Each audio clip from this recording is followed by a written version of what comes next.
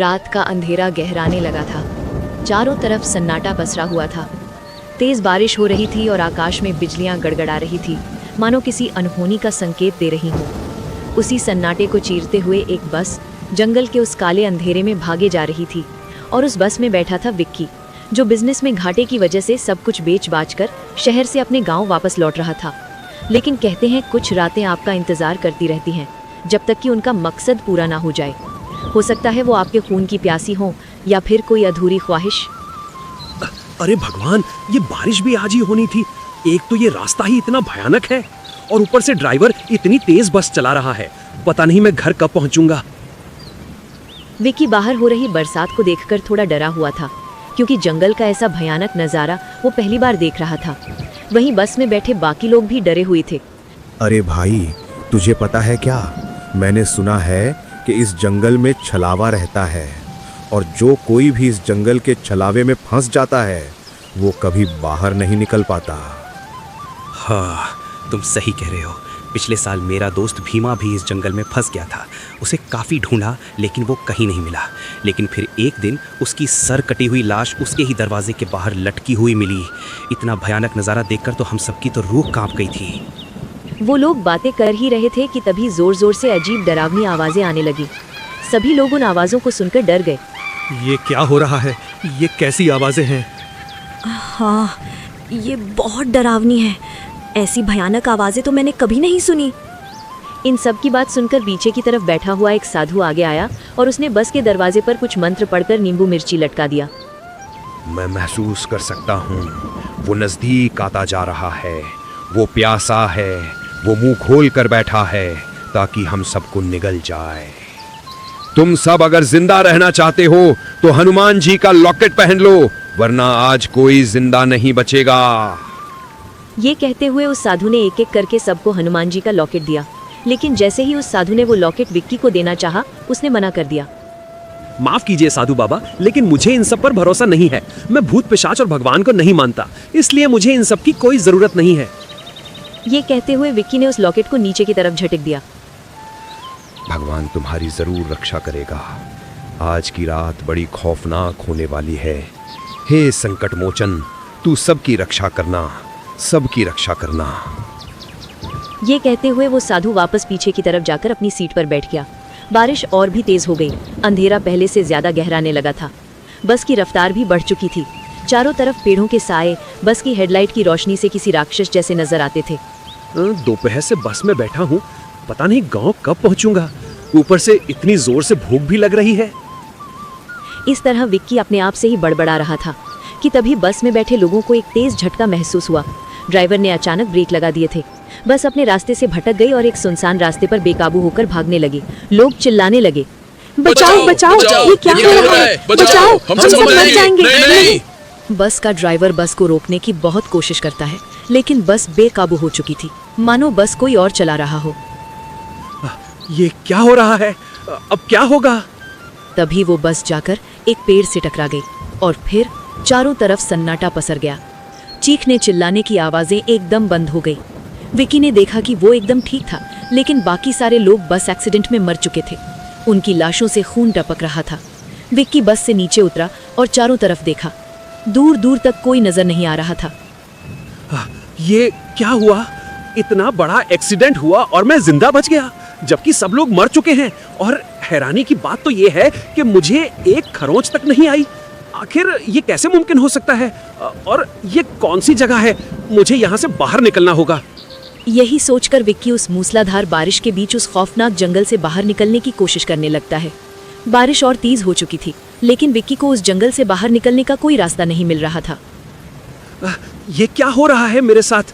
मैं इस जंगल से जितना बाहर निकलने की कोशिश कर रहा हूँ, उतना ही मैं इसमें फंसता जा रहा हूँ।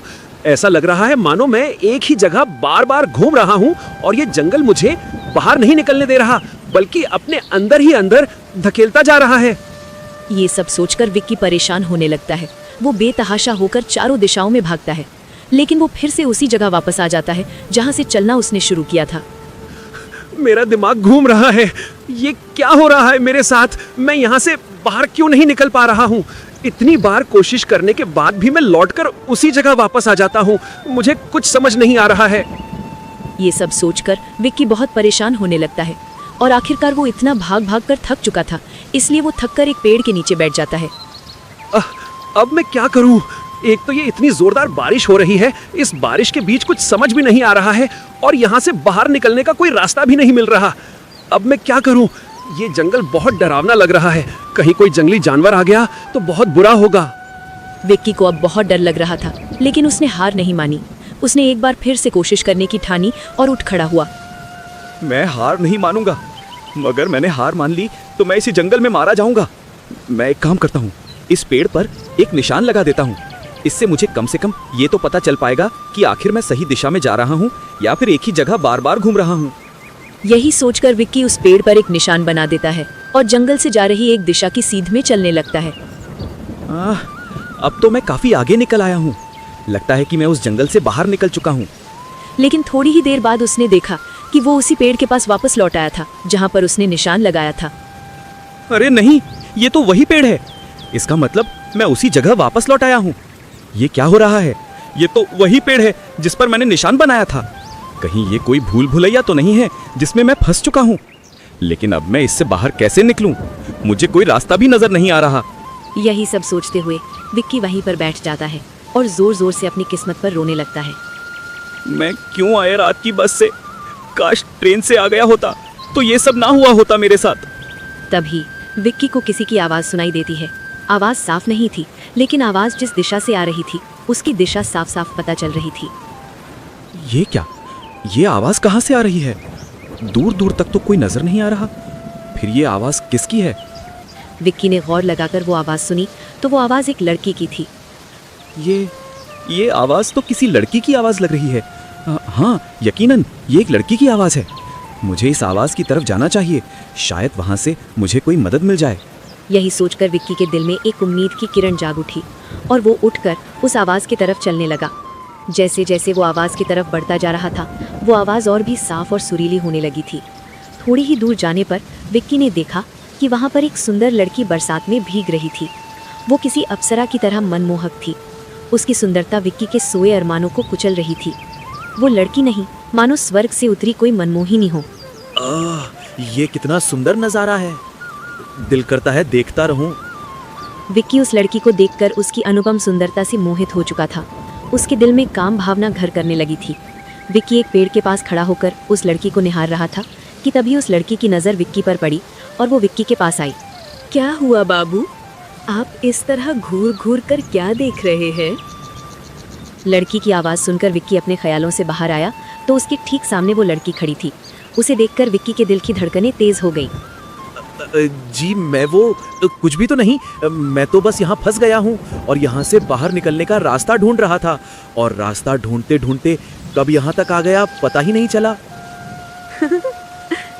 अरे बाबू, ये कोई आम जंगल नहीं है।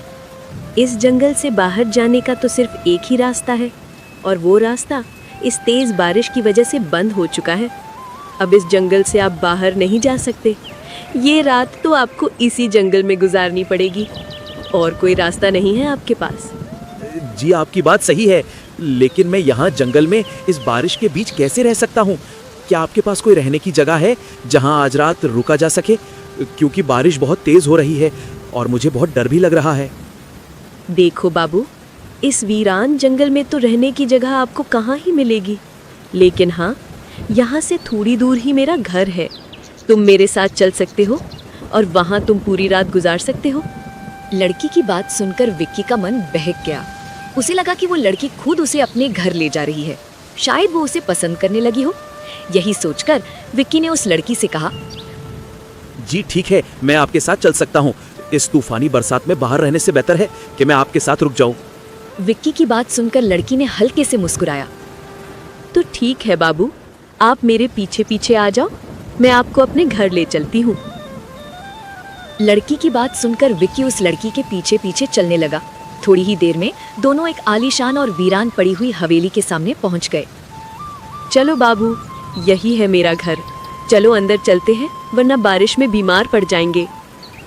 उस वीरान पड़े जंगल में इतनी आलीशान हवेली देखकर विक्की चौंक जाता है, लेकिन उसे रात गुजारने के लिए एक जगह भी चाहिए थी और ऊपर से वो उस लड़की की सुंदरता से इतना मोहित हो चुका था कि उसे कुछ समझ ही नहीं आ रहा था। सुनिए, आप बहुत खूबसूरत हैं। क्या मैं आपका नाम जान सकता हूँ प्लीज? विक्की बोल ही रहा था कि तभी पीछे से किसी की तेज आवाज आती है। कोमोलिका, कोमोलिका नाम है इसका। विक्की ने डर कर अपने पीछे देखा तो वहाँ एक अजीब सा आदमी खड़ा था। आप कौन हैं और आपको इसका नाम कैसे पता है? ये मेरे बाबा हैं। इस हवेली में हम दोनों ही रहते हैं। ओह, ये तुम्हारे बाबा हैं। नमस्ते अंकल, मैं विक्की। वो दरअसल जंगल में मेरी बस का एक्सीडेंट हो गया था और इस जंगल से बाहर निकलने का कोई रास्ता भी नहीं मिल रहा था, तो मेरी मुलाकात आपकी बेटी से हो गई और वो मुझे अपने साथ यहाँ ले आई ताकि मैं आज रात यहाँ गुजार सकूं। विक्की की बात सुनकर वो आदमी कुछ नहीं बोला और चुपचाप ही हवेली के अंदर चला गया। ये देखकर विक्की को बहुत अजीब लगा। वो बाबू, दरअसल बाबा किसी से ज्यादा बात नहीं करते, इसलिए आप उनकी बात का बुरा मत मानिएगा। अच्छा, अब आप अंदर चलिए ना। इस तरह विक्की उस लड़की के साथ अंदर आ जाता है। वो लड़की विक्की को एक कमरे में ले जाती है। बाबूजी, आप यहाँ बैठकर आराम कीजिए, मैं आपके लिए कुछ खाने के लिए बनाकर ले आती हूँ। जी ठीक है। ये कहकर वो लड़की वहाँ से बाहर चली जाती है और विक्की वहीं बैठकर आराम करने लगता है। लेकिन थोड़ी ही देर बाद विक्की को एक हलचल महसूस होती है। ये किसी की बात करने की आवाजें थीं। विक्की को थोड़ा अजीब लगता है और वो बाहर आकर देखता है तो वो लड़की अपने पिता से बात कर रही थी। मैंने जैसा प्लान किया था सब वैसा ही हो रहा है। अब मैं उसे खाना खिलाकर बेहोश कर दूंगी और फिर हम दोनों उसे छोटे छोटे टुकड़ों में काटकर खाएंगे। बड़ा मजा आएगा। आप बहुत तेज हैं मालकिन।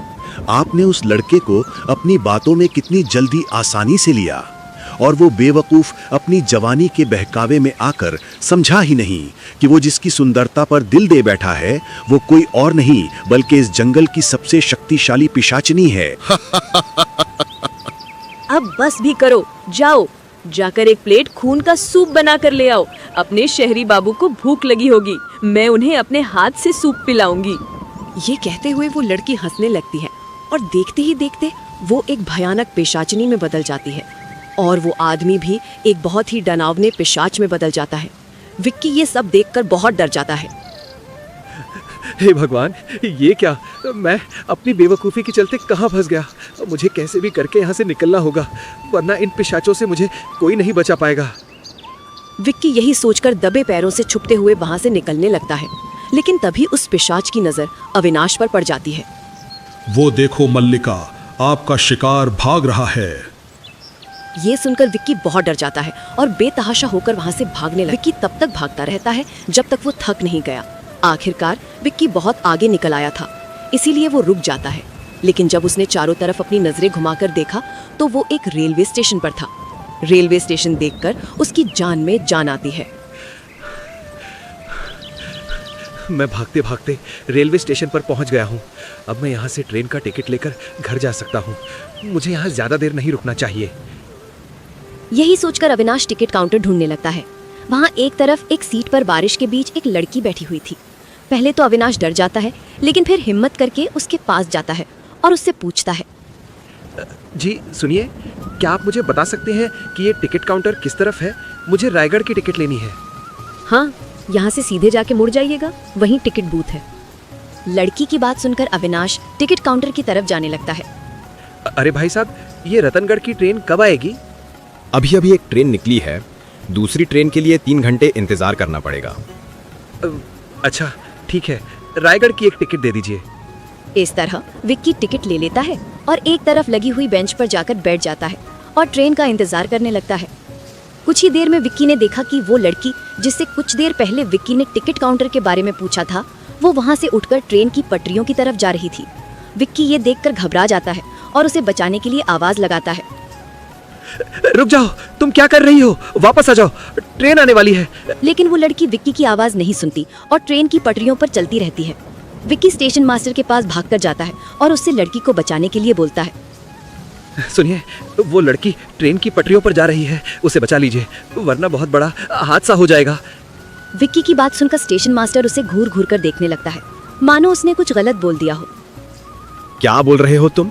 कौन सी लड़की? वहां तो कोई लड़की नहीं है। अरे वही लड़की, देखो वो पटरियों पर जा रही हैं। विक्की बोल ही रहा था कि तभी ट्रेन आ जाती है। ट्रेन देखकर अविनाश और भी ज्यादा घबरा जाता है।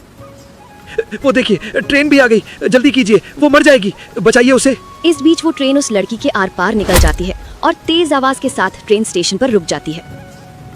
देखो वहां कुछ भी नहीं था। तुम शायद बहुत परेशान हो। जाओ, ये आखिरी ट्रेन है रतनगढ़ के लिए। जल्दी से ट्रेन में जाकर बैठ जाओ। ये कहते हुए स्टेशन मास्टर वहां से आगे चला जाता है। विक्की चुपचाप ट्रेन की तरफ जाने लगता है। लेकिन ये बहुत अजीब था कि ना तो कोई ट्रेन में चढ़ रहा था और ना ही कोई ट्रेन से उतर रहा था। विक्की ट्रेन में चढ़ जाता है। अंदर पहले से ही कुछ लोग बैठे हुए थे, लेकिन विक्की को झटका तो तब लगा जब उसने देखा कि वो स्टेशन वाली लड़की भी उसी ट्रेन में बैठी हुई थी। विक्की उसे देखकर दंग रह जाता है, लेकिन वो चुप रहता है और थोड़ी दूर जाकर एक खाली सीट पर बैठ जाता है। ट्रेन रवाना हो जाती है। सब ठीक लग रहा था कि अचानक उस ट्रेन में बैठे लोग एक एक करके ट्रेन से नीचे कूदने लगते हैं। विक्की बहुत ज्यादा डर चुका था। उसे समझ नहीं आ रहा था कि उसके साथ क्या हो रहा है। सब लोग एक एक करके ट्रेन से नीचे कूद चुके थे, लेकिन वो लड़की अभी भी ट्रेन में बैठी हुई थी और एकदम शांत थी, मानो कुछ हुआ ही नहीं। विक्की से रहा नहीं गया और वो उठकर उस लड़की के पास गया और उससे डरते हुए कहा, आपको याद है मैंने आपसे स्टेशन पर टिकट काउंटर के बारे में पूछा था, लेकिन थोड़ी देर बाद जब मैंने वापस देखा तो आप ट्रेन की पटरियों पर चल रही थी और तभी आप ट्रेन से टकरा गई। लेकिन जब मैंने वापस देखा तो आप यहाँ ट्रेन में बैठी हुई थी। मेरे कुछ समझ नहीं आ रहा है। विक्की बोले जा रहा था, लेकिन उस लड़की ने कोई जवाब नहीं दिया। निराश होकर विक्की अपनी सीट की तरफ जाने लगता है, लेकिन तभी वो लड़की उसके सामने आकर खड़ी हो जाती है। तुम मुझे अकेला छोड़कर हवेली से क्यों भाग आए? मैंने तो तुम्हारे लिए अपने हाथों से खाना बनाया था ना बाबू। क्या बोल रही हो तुम? सच बताओ, कौन हो तुम? विक्की के इतना कहते ही वो लड़की उसी पिशाचनी में तब्दील हो जाती है जो उसे जंगल से हवेली लेकर गई थी। विक्की बहुत डर जाता है। वो अपने कदम पीछे करता है, लेकिन पीछे वो पिशाच आदमी आ जाता है और दोनों उसे मारने के लिए उसकी तरफ बढ़ने लगते हैं। ये सब देखकर विक्की अपने होश खोने लगता है और उसकी आंखों के सामने काला अंधेरा छा जाता है। जब उसकी आंखें खुली तो उसने देखा कि वो उसी रास्ते पर था जहां से उसकी बस मुड़कर उस भयानक जंगल में चली गई थी। लेकिन अब सब ठीक हो चुका था। उसकी बस भी एकदम ठीक थी और सब लोग सही सलामत वहां बैठे हुए थे। ये क्या? मैं तो उस ट्रेन में था, अचानक यहाँ कैसे आया? कुछ याद नहीं आ रहा है। आखिर क्या था वो सब?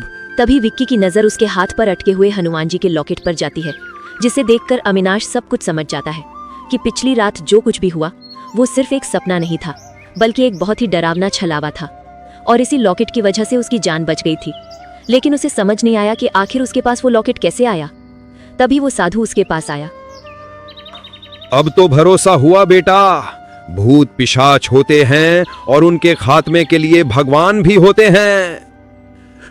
हाँ बाबा, मुझे भरोसा हो गया। अगर ये लॉकेट ना होता तो आज मैं जिंदा ना बचता। लेकिन बाबा, ये लॉकेट मेरे पास कैसे आया? सब भगवान की लीला है बेटे। याद करो, जब मैं तुम्हें ये लॉकेट दे रहा था तो तुमने इसे लेने से मना कर दिया था और इसे मेरे हाथ से झटक दिया था। तभी ये लॉकेट तेरे कपड़ों में उलझ गया और पूरी रात इसने तेरी रक्षा की। इस तरह उस रात की घटना ने विक्की को भगवान पर भरोसा करने पर मजबूर कर दिया और इसके साथ ही बस एक बार फिर रवाना हो गए अपनी मंजिल की तरफ।